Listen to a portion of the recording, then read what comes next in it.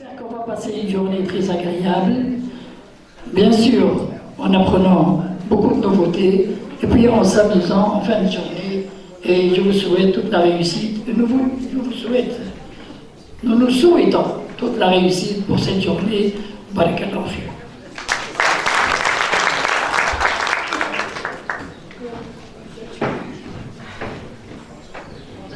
J'appelle le professeur Mohamed.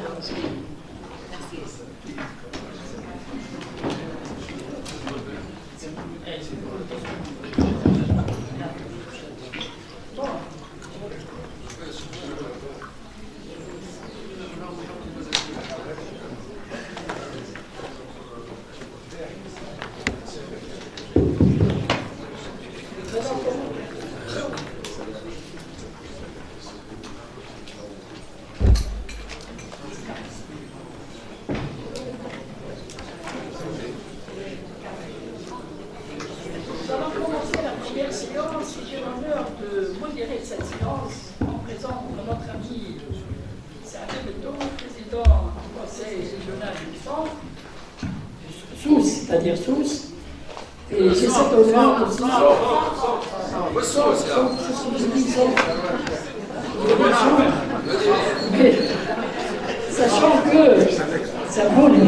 Sachant que légalement, d'après les textes, c'est pas le centre, c'est Sousse. Or, c'est le conseil régional.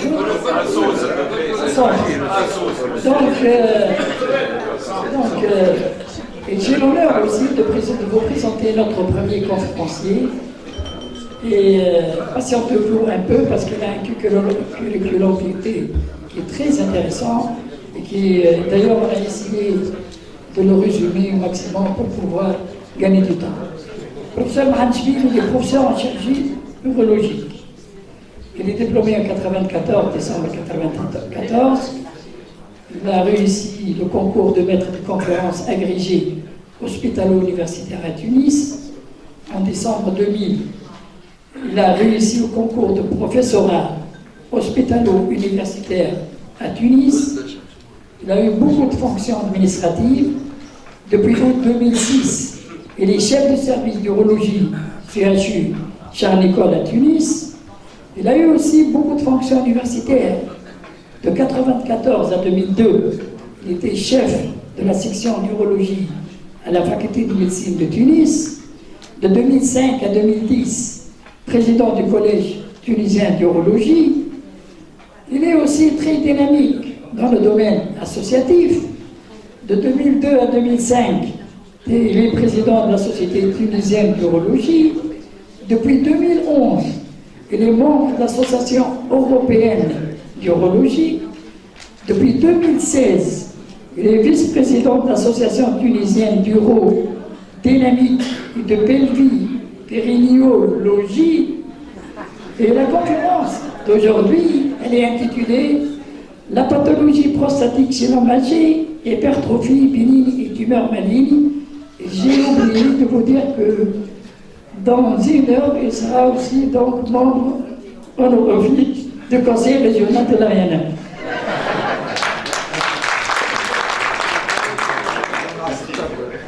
Merci, Monsieur le Président. Je ne savais pas que vous alliez lire mon CV, sinon je ne l'aurais pas aussi détaillé que ça. Je suis ici, c'est avec un grand plaisir que je suis ici. Et donc, on m'a demandé de parler de la pathologie prostatique. C'est énorme. Donc, on va essayer un peu de parler des points qui m'ont semblé les plus intéressants. Donc, la pathologie prostatique, et on va parler un peu sur tout ce qui est innovant, puisque c'est le thème de ces journées. Comme vous le savez, la prostate, ça vous savez, là, c'est la vessie. Là, vous avez la prostate, elle est autour de l'urètre. Et c'est donc à ce niveau, sous la vessie, que se trouve la prostate. Et dans la pathologie prostatique, il y a deux choses. Il y a l'hypertrophie bénigne, et ça c'est ce qu'on appelle l'adénome de la prostate. C'est quelque chose que la majorité de la population a. Et il y a le cancer de la prostate, qui est plus rare en Tunisie. Mais ce qui est bien, c'est qu'il faut savoir qu'il n'y a aucun lien entre les deux. C'est-à-dire, quand on a un adénome, c'est toujours bénin, ça ne se cancérise pas. Quand on a un cancer, Donc, ils peuvent être associés, ils peuvent habiter les deux dans la même glande qui est la prostate, mais il n'y a pas de relation entre eux. Alors, on va commencer par l'hypertrophie bénigne, qui est la plus fréquente. C'est une pathologie qui est par définition bénigne.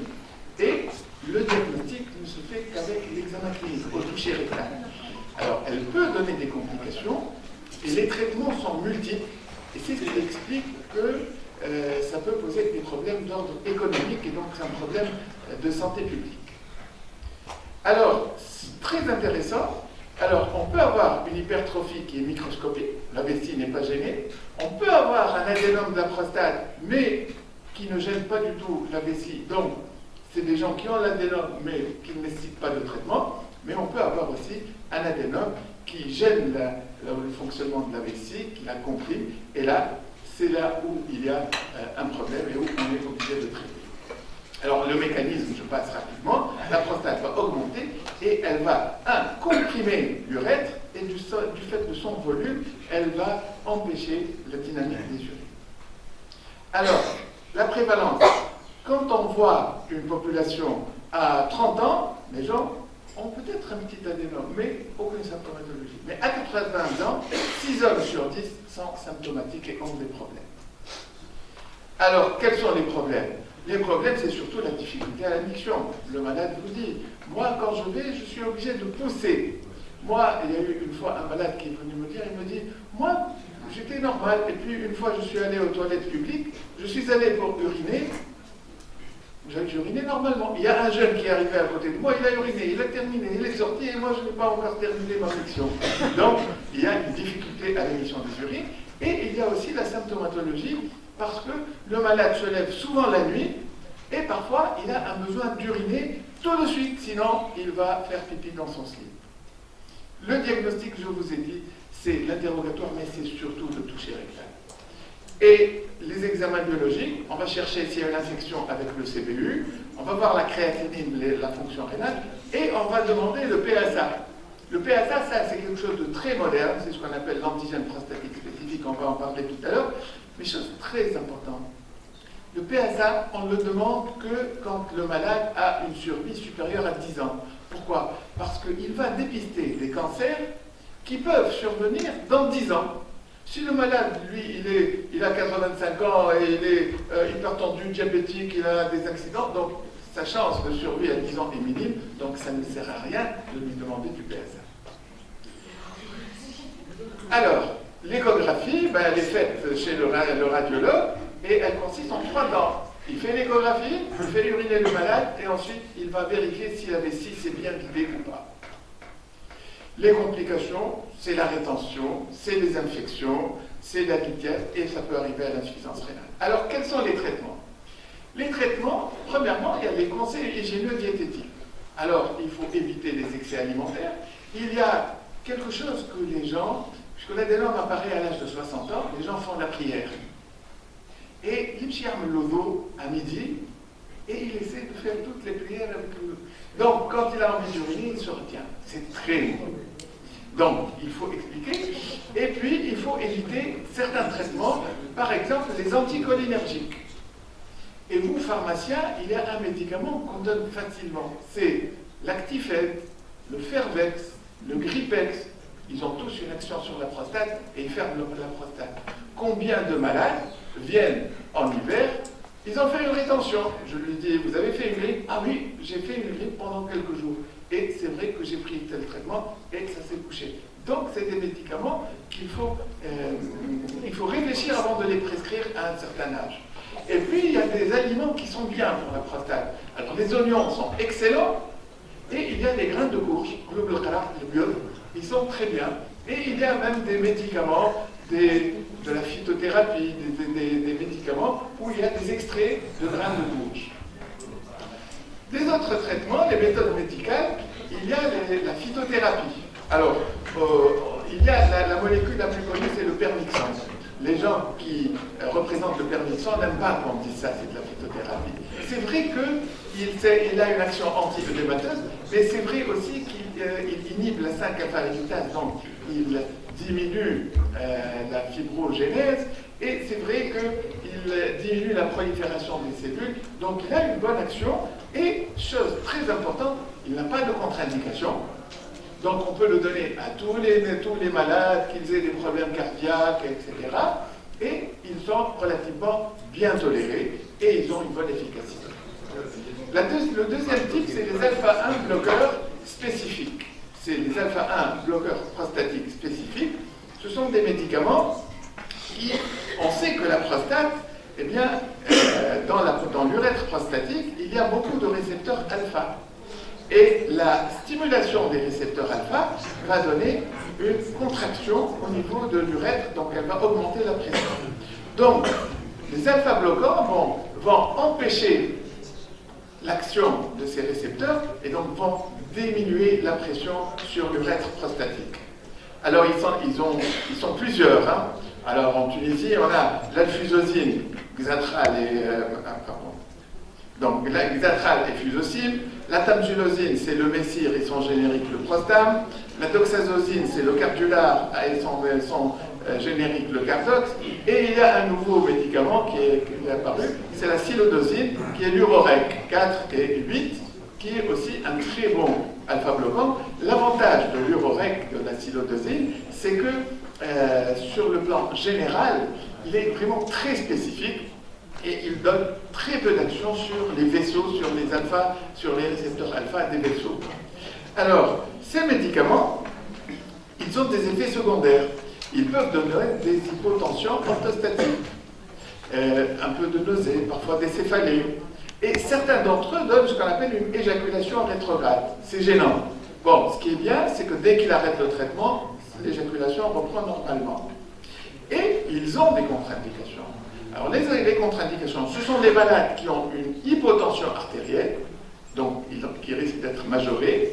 C'est les gens qui ont une insuffisance coronarienne qui n'est pas bien équilibrée. Donc, attention, dans la prescription de ces médicaments, parfois, on a des problèmes et on a vu des angores, voire des véritables infarctus, parce que le malade a pris un alpha-bloquant. Les inhibiteurs de la 5-alpha-réductase, ça, on sait que la cellule prostatique, pour croître, elle a besoin de dihydrotestostérone. C'est elle qui va nourrir la cellule prostatique pour croître. Et la dihydrotestostérone, elle vient de la testostérone, et c'est une enzyme, la 5-alpha-réductase, qui transforme la testostérone en dihydrotestostérone. Alors, ils se sont dit, si on bloque la 5-alpha-réductase, eh bien, en la bloquant, on va arrêter la transformation de la testostérone en dihydrotestostérone, et comme ça, eh ben, la cellule prostatique, la prostate, va diminuer de taille. Et là, il y a deux médicaments en Tunisie, c'est le Chyproproscar et la Vodar, qui donc diminuent le volume prostatique. C'est bien, ils diminuent le volume prostatique, ils améliorent la miction et le débit mictionnel. Alors pourquoi on ne les prescrit pas systématiquement? Ben, le problème, c'est qu'ils aiment une action tardive. C'est-à-dire que quand le malade commence à prendre son traitement aujourd'hui, il ne va avoir une amélioration qu'au bout de 3 à 6 mois. Alors, essayez de persuader un malade qui est très gêné. Vous lui dites, je vais vous donner un médicament qui coûte 50 dinars par mois. Et vous allez commencer, et vous allez avoir une amélioration dans 6 mois. Souvent, ils changent de médicament ou s'ils ne changent même pas de médecin. Alors, et deuxièmement, ces médicaments, ils donnent des troubles éjaculatoires et ils peuvent donner une impuissance. Pas dans tous les cas, mais dans 5 à 10% des cas. Chose très importante, ils diminuent le PSA de mort. Alors, ils sont efficaces surtout dans les prostates de gros volume, puisqu'ils vont diminuer le volume. Alors, qu'est-ce qu'on fait? Souvent, quand les malades sont gênés, et en attendant qu'ils aient un effet, on fait une association. Un alpha-bloqueur qui va avoir une action immédiate sur les cibles, on donne l'inhibiteur de la 5-alpha-réductase, au bout de 6 mois, on arrête l'alpha-bloqueur et on le laisse sous inhibiteur de la 5-alpha-réductase. Alors, les anticholinergiques, c'est illogique. D'habitude, quand on va diminuer l'activité, l'hyperactivité vésicale, ben, on risque d'avoir des rétentions. Mais, parfois, l'adénome de la prostate va rendre la vessie hyperactive, très nerveuse. C'est les malades qui, toutes les 5 minutes, vont aux toilettes. Il lui un tout petit peu, mais sa vessie est hyperactive. Donc, ils vont calmer la vessie. Mais le risque, c'est quoi? Le risque, c'est qu'ils peuvent donner une rétention. Le malade va être bloqué. Et ils peuvent donner des effets secondaires, la sécheresse buccale, la sécheresse au niveau des yeux, la constipation. Bon, attention à ne prescrire que après une bonne étude, et il faut automatiquement les associer avec un alpha-bloqueur. Quels sont les autres traitements qui sont à la mode actuellement? C'est surtout les inhibiteurs de la 5-phosphodiestérase, c'est-à-dire le sildenafil, le tadalafil et le vardenafil. Ah ben, qu'est-ce qu'on a constaté? C'est parti d'une constatation. On a vu que chez de vieilles personnes qui avaient un problème de prostate et qui ont pris du Viagra, ben, ils ont dit, en fin de compte, parfois je n'ai pas besoin de prendre le traitement de la prostate, puisque quand je prends ça, ben, d'une pierre deux coups. Donc, il n'y a pas de problème. Et là, du coup, des études se sont mises en place, et les trois donnent, mais c'est surtout le tadalafil. Le tadalafil, maintenant, ils ont des présentations à 2,5 et de 5 mg, et comme ça, ils prennent une prise quotidienne. Ils ont une prise quotidienne, et comme ça, ils sont couverts sur tous les plans, et ça donne une excellente qualité de vie. Attention, ces médicaments, je vous rappelle, ils peuvent donner des hypotensions terribles. Et donc attention aux contre-indications pour ne pas les associer avec les dérivés nitrés cardiaques, sinon il y a un risque de décès. Et puis ils peuvent donner parfois des céphalées, un peu de bourdonnement d'oreilles, etc. Voilà pour ce qui est des traitements. Alors, lequel traitement? Alors nous on choisit en fonction, le mieux toléré, la meilleure réponse. Parfois vous avez un malade à qui vous donnez un traitement, au bout de rien vous dites aucune amélioration, vous changez. Le coût, vous voyez, puisque la CNAM ne rembourse pas complètement, voire en partie ces médicaments, donc il faut voir le coût en fonction de la bourse du malade. Et l'idéal maintenant, aux États-Unis par exemple, quand ils ont de grosses prostates, ils associent les deux. Un inhibiteur de la 5-alpha-réductase et un alpha-bloqueur. Méthode chirurgicale. Pour la prostate, il y a la méthode classique, où on va opérer et on va énucléer l'adénome de la prostate. C'est très intéressant pour les grosses prostates. Et il y a la résection endoscopique. C'est avec un courant qu'on va venir et on va réséquer la prostate de tout petits morceaux, et on va les retirer. Et c'est indiqué dans les prostates de petite taille. Donc c'est ces deux techniques chirurgicales qui sont les plus utilisées. Mais attention, ces techniques ne sont pas dénuées de complications. La mortalité, elle peut atteindre 2% dans les grands services internationaux. 2%, c'est-à-dire que si vous avez 100 malades qui sont opérés de la prostate, il y en a 2 qui peuvent mourir de telle intervention. Et ils peuvent avoir des hémorragies, et puis ils peuvent avoir des fuites. Donc, il y a quand même une morbidité. Donc, moralité se pose quand le malade est en bonne santé. Pas de problème. Mais si vous avez un malade qui n'est pas en bonne santé, et puis, autre chose, ces techniques donnent pas d'impuissance sexuelle, mais ils donnent ce qu'on appelle une éjaculation rétrograde. Qu'est-ce que ça veut dire? D'habitude, chez le sujet qui est normal, eh bien, si vous avez ici le testicule, là le canal déférent, là vous avez la prostate, là la vessie et là l'urètre. Quand il y a le sperme qui vient du testicule, voilà, il fait ça, il descend ici, et là, le col vésical se ferme pour que le sperme sorte normalement. Alors, si nous, on résèque la prostate, qu'est-ce qui va se produire? Ben, le sperme, quand il arrive, ben, il va passer dans la vessie. C'est ce qu'on appelle une éjaculation rétrograde. Donc, il faut prévenir le malade à l'avance, mais parfois, vous tombez sur des malades qui sont jeunes, qui vous disent « Oui, mais moi, je ne me suis pas encore marié, ou bien je veux avoir des enfants, ou bien ma femme est décédée, je viens de me marier avec une jeune femme, et elle veut que je lui donne des enfants. » Ce qui est pratique. Donc, moralité, il faut trouver une technique qui conserve son éjaculation au malade. Alors, c'est des techniques. Alors, il y a l'incision. Alors, on se dit, au lieu de réséquer la prostate, on va la couper. Comme ça, le risque d'éjaculation, il est de l'ordre de 20%. Mais c'est un résultat temporaire, puisqu'on laisse la prostate en place, et au bout de quelques années, il faudra revenir. Donc, c'est intéressant pour les sujets jeunes qui veulent garder leur éjaculation. Ou bien, il y a le laser actuellement. Eh bien, avec une sonde qu'on introduit dans l'urètre, on va voir la prostate et on va la coaguler et la vaporiser au laser. Le laser, il est très intéressant pour les petites prostates. Il ne donne pas beaucoup de saignement, donc il est intéressant chez les malades qui ont des problèmes de la crasse sanguine, les gens qui sont sous Saint-Tron, et puis anticoagulés. c'est bien, sauf que le problème, c'est le coût. Ça coûte énormément cher. La fibre qu'on utilise, elle fait dans les 600 dinars pour une seule utilisation. Et puis, il y a ce qu'on appelle le traitement par la chaleur. Ça a connu une grande publicité en France à un certain moment, et puis, bon, c'est l'équivalent d'une bonne grippe. Et puis, il y a aussi les gens, vous savez, il y a des malades qu'on ne peut pas opérer. On leur met une sonde à demeure. Alors les gens se sont dit, c'est une sonde à demeure, est-ce qu'on ne peut pas la remplacer par une prothèse?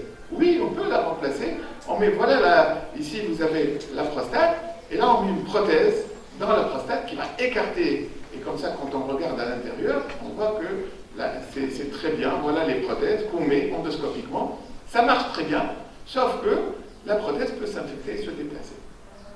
Donc voilà en gros quelles sont les différentes techniques. Alors maintenant, comment on traite? Ça dépend du terrain, ça dépend de la gêne et ça dépend s'il y a des complications. Si le malade a des symptômes sans complications, traitement médical. S'il a des complications, infection, un résidu, distension urinaire, l'idiase, à ce moment, on fait un traitement chirurgical. Voilà, en résumé, ce que je peux vous dire sur l'hypertrophie bénigne de la prostate. Pour le cancer, sur le plan urogénital, c'est le deuxième cancer en Tunisie, après les tumeurs de vessie. Ce qui n'est pas le cas en France. En France, c'est le premier cancer. Et c'est un cancer qui est caractérisé par une grande latence clinique, c'est-à-dire qu'il ne donne pas de signes. Quand il donne des signes, c'est que c'est un stade qui est très évolué. Et là, le diagnostic, c'est le toucher rectal, c'est le PSA, mais c'est surtout l'histologie, la biopsie. Parce que les traitements, quand on fait le diagnostic à un stade précoce, on peut avoir un traitement radical à but curatif, et quand on fait le diagnostic à un stade évolué, c'est un traitement palliatif, mais il y a le traitement hormonal. Mais avec le traitement hormonal, il y a actuellement des traitements innovants. Alors le toucher rectal, c'est une zone qui est indurée au niveau de la prostate. Le PSA, je vous en parle un peu puisque tout le monde en parle. C'est une molécule qu'on trouve beaucoup dans la prostate, mais qui ne passe pas dans le sang, très peu. Alors elle passe dans le sang quand la prostate a un problème dans son architecture. Ça ne veut pas forcément qu'il y a du cancer. Donc, le PSA normal est inférieur à 4 nanogrammes, mais il peut être augmenté dans l'adénome de la prostate. Il peut être augmenté en cas d'infection de la prostate. Il peut être augmenté quand on fait une biopsie ou bien un geste, une sonde vésicale. Donc, il y a plusieurs situations qui donnent une élévation du PSA. Donc, le malade, quand il vient nous dire « Ah, j'ai trouvé le PSA élevé », oui, mais c'est pas grave, on va chercher la cause. C'est un signal d'alarme, ça ne veut pas dire qu'il y a un voleur. C'est peut-être simplement un petit chat qui est passé. Donc, moralité, attention, l'élévation du PSA ne signifie pas forcément un cancer. Mais chose très importante, le finastéride et le dutastéride qu'on a vu tout à l'heure, le ciprofloxacin et l'avodart, diminuent le PSA de moitié. Donc, quand vous avez un malade sous l'avodart et vous avez un PSA à 3, vous dites « Ah, il est inférieur à 4, c'est bien, je suis tranquille ». En fait, non. Il l'a diminué de moitié. S'il a 3, ça veut dire 6. Attention. Alors, autre chose. Si vous voulez, le PSA, c'est compliqué. Alors, si on a un PSA entre 0 et 4, ce qui est rouge, les gens n'ont pas de cancer. Mais attention, il y a quand même 3 bonhommes qui sont noirs, là. Donc, on peut avoir un PSA normal avec du cancer. Et autre chose, entre 4 et 10 et plus il augmente, plus on a de cancer. Mais on peut avoir des gens qui sont normaux et qui ont un PSA qui est un peu élevé. Alors, a fortiori, quand il y a une hypertrophie bénigne et l'adénome, ça devient plus compliqué. Donc, à interpréter avec beaucoup de circonspection. Alors, il donne une probabilité diagnostique. Une fois le PSA est élevé, le toucher rectal est suspect, on peut faire ce qu'on appelle une biopsie de la prostate. C'est-à-dire, avec une sonde échographique, on introduit dans le rectum, on va voir la prostate et on va biopsier. C'est une biopsie. Et à la fin, on va classer en gros les cancers de la prostate en 3 groupes. Un groupe à faible risque, c'est les cancers qui sont gentils. Il y a des cancers de la prostate qui sont gentils. C'est-à-dire la personne a un cancer, mais il va se manifester dans 10, 15, 20 ans. Ces gens-là, on verra tout à l'heure, maintenant en France, on les surveille. On leur dit, monsieur, vous avez un cancer, mais je vais vous surveiller. Et il y a les risques intermédiaires et il y a des risques élevés, et là, il faut vraiment frapper fort pour les traiter. Alors le traitement, il y a le traitement curatif et le traitement palliatif. Dans le traitement curatif, c'est la prostatectomie. On enlève la prostate. Donc là, si vous avez ici la vessie, donc je reviens. Là, vous avez la vessie. Là, vous avez la prostate qui est en bleu avec la vésicule séminale. Ben, on va couper tout ce qui est bleu. Donc on va avoir une vessie avec un trou là et ici l'urètre. Et puis on va anastomoser. Et ça marche très bien. Sauf que là, il y a un petit nerf qui passe à côté. C'est le nerf génital. Et donc, quand on coupe la prostate, on risque de couper le nerf en même temps. Et dans 50 à 80% des cas, les gens qui ont une prostatectomie radicale, ben, ils ont une impuissance sexuelle. Alors, et ici, il y a aussi, à côté à ce niveau, il y a le sphincter là qui retient des urines. Donc, on peut le léser et on peut avoir une incontinence. Mais bon, elle n'est pas fréquente, de l'ordre de 2%. Mais celui chez qui elle survient, pour lui, c'est du 100%. Donc, moralité, alors cette prostatectomie, on peut la faire actuellement aussi par la cellule ou bien par le robot. C'est bien. Et donc là, je vous ai dit impuissance et incontinence. Alors, il y a d'autres techniques. C'est quoi? C'est la radiothérapie. Alors, la radiothérapie, il y a deux techniques de radiothérapie. Il y a la conformationnelle et il y a l'irradiation. La conformationnelle, c'est quoi? On voit ici la prostate sur une coupe et il y a le rectum derrière. Avant, quand on faisait la radiothérapie, quand on brûlait la prostate, ben on brûlait le rectum. Et on brûlait la vessie. Ce qui est affreux pour le malade. Actuellement, avec ces machines-là, ben la machine, le malade est couché et la machine va tourner autour du malade. De telle façon que la prostate, elle reçoit le maximum de rayons, alors que le rectum et la vessie ne reçoivent qu'une toute petite partie. Et donc là, vraiment, ça a transformé la vie de ces malades. Mais il reste quand même des complications qui persistent. Entre autres, l'impuissance et l'incontinence sont encore là. Et il y a ce qu'on appelle la brachythérapie. Là, qu'est-ce qu'on va faire? On va injecter dans la prostate, sous contrôle échographique, des grains radioactifs pour la détruire. Même problème. Il y a d'autres traitements moins invasifs. C'est la cryothérapie, la photothérapie, mais ils ont moins d'effets secondaires, mais quand même, ils sont moins efficaces. Ils sont dans le cadre de certaines études. Traitement hormonal. Pour le cancer de la prostate, vous savez que la prostate, eh bien, la cellule prostatique, pour se multiplier, elle a besoin de la testostérone. Et donc, la testostérone, elle vient d'où? Elle vient surtout du testicule. Le testicule, il sécrète la testostérone par l'hormone, la LH, qui vient de l'hypophyse. Et l'apophyse sécrète la LH du fait de l'influence de l'hypothalamus qui sécrète la LHRH. Et toute la question qui s'est dite, pour empêcher la cellule prostatique de croître, ben on va arrêter la testostérone. On ne lui donne plus de testostérone et elle va mourir. C'est bien. Alors comment on peut faire? Le premier réflexe, c'est d'aller enlever le testicule. On enlève les testicules, comme ça, il n'y a plus de production. La surrénale, elle peut donner un tout petit peu d'androgène, de testostérone, mais c'est très peu. Donc, on enlève les testicules. Le problème quand on enlève les testicules, c'est quoi? C'est que le cancer de la prostate, il survient vers l'âge de 60 ans, à la retraite. Donc, le monsieur, il vient de sortir à la retraite. Il est content. On lui dit, monsieur, vous avez un cancer. Très mauvaise nouvelle. Alors, ensuite, on lui dit, vous avez un cancer, et ensuite, on lui dit, monsieur, on va vous enlever les testicules. Donc, c'est très, très, très mal accepté. Même si on fait ce qu'on appelle une pulpectomie, c'est-à-dire, on ouvre les testicules, on enlève la substance à l'intérieur et on ferme la vulginée, comme ça, il y a toujours quelque chose dans les bourses, mais le malade tolère tout. Alors, ils se sont dit, au lieu d'enlever les testicules, pourquoi ne pas, les testicules, ils ont besoin de la LH. Eh ben, on va bloquer la LH. Comment on va bloquer la LH? Bon, avant de la bloquer, ils ont dit, voilà, on va utiliser des estrogènes. Les estrogènes, ils vont faire ce qu'on appelle un feedback négatif sur l'hypophyse et sur l'hypothalamus, et là, ça va s'arrêter. On avait une excellente molécule il y a 40 ans, c'était le distilbène. Ça marchait très bien. Et ça a amélioré surtout les symptômes. Ce problème du distilbène, c'est qu'il donne des troubles cardiovasculaires thromboemboliques. Alors, on donne maintenant le distilbène à des doses minimes, 1 mg. Et on met le malade sous anticoagulant, mais vraiment, c'est dépassé.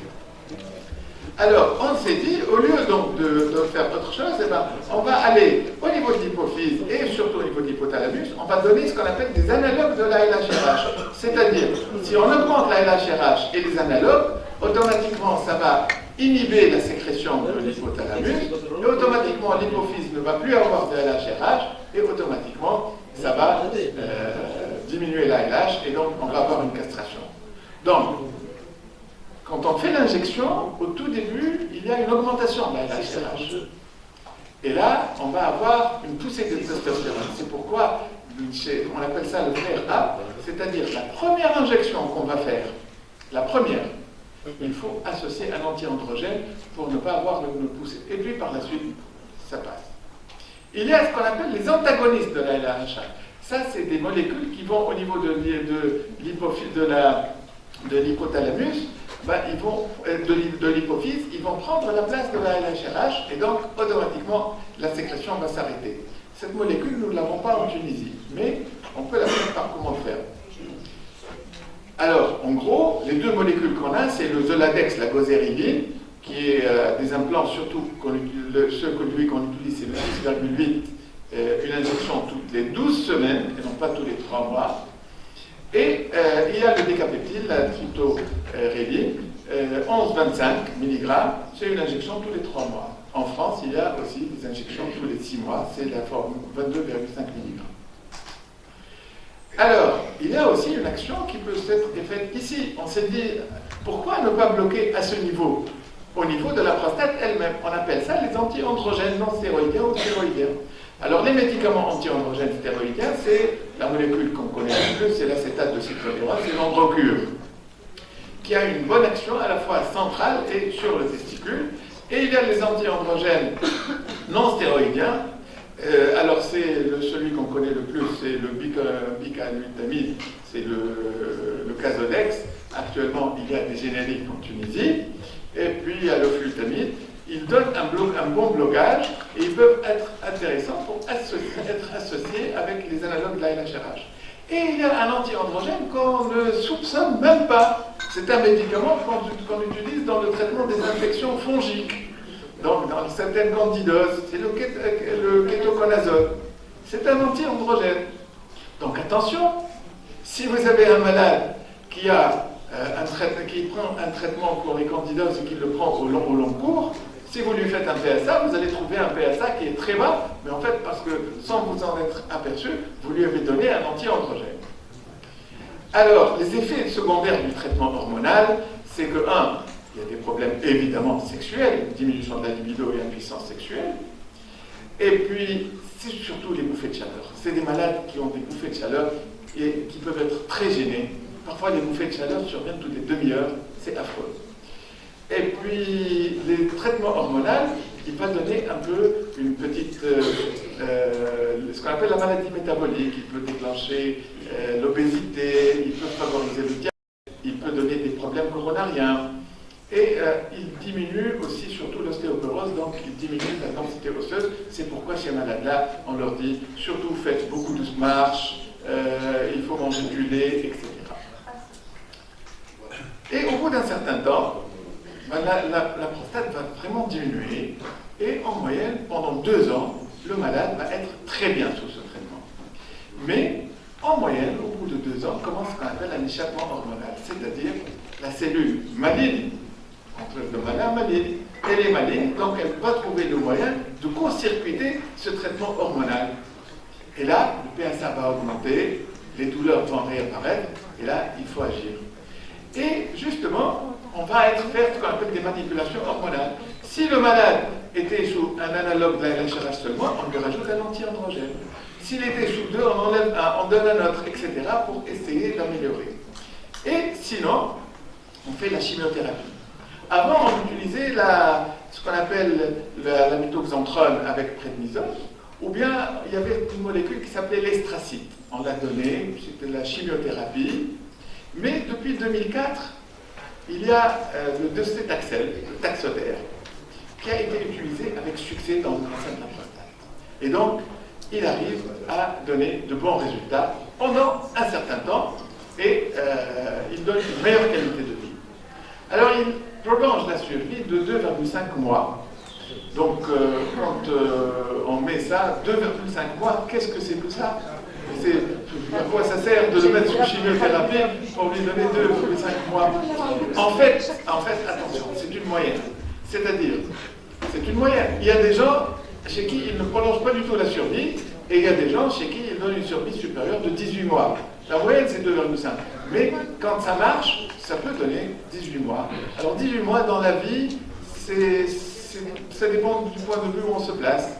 Quand le sujet est jeune, qu'il a ses enfants, qui sont encore jeunes, 18 mois, ça chiffre. Et si on peut lui donner 18 mois, ce serait bien. Donc, moralité, ça c'est la chimiothérapie. Et actuellement, on revient à ce faire de cet axe. On se dit, quand les cancers sont d'emblée métastatiques et méchants, d'emblée on donne le traitement hormonal et la chimiothérapie. Et là, les traitements innovants, c'est 2010.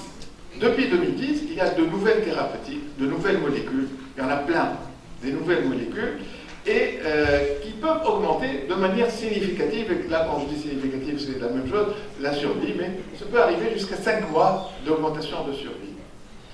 Alors, la première c'est l'abiraterone, c'est un traitement hormonal, et le cabazitaxel, c'est une chimiothérapie. Les progrès ont été considérables. La deuxième c'est le denosumab, c'est chez les malades qui ont des cancers de la prostate avec des métastases osseuses. Avant, on donnait ce qu'on appelle le Zometa, qui marche très bien. Mais ils ont trouvé, quand le Zometa est dépassé, cette nouvelle molécule qui peut donner de très bons résultats. Il y a l'alpharadine. L'alpharadine, c'est quoi? L'alpharadine, c'est de la radiothérapie qu'on injecte par voie intraveineuse, qui va se localiser au niveau des os et qui va tuer les cellules carcineuses, les cellules malignes au niveau des os. C'est aussi un très bon traitement. On avait avant des traitements comme le quadramètre, qui était encore en Tunisie, mais ça aussi, l'alpharadine actuellement, on peut l'avoir en Tunisie. Il suffit de faire une commande spéciale, une commande ferme, et on peut l'importer, et il n'y a pas de problème.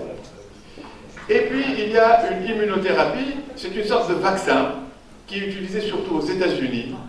On prend le sérum du malade, on lui injecte, on lui apprend à reconnaître les cellules cancéreuses et on le réinjecte.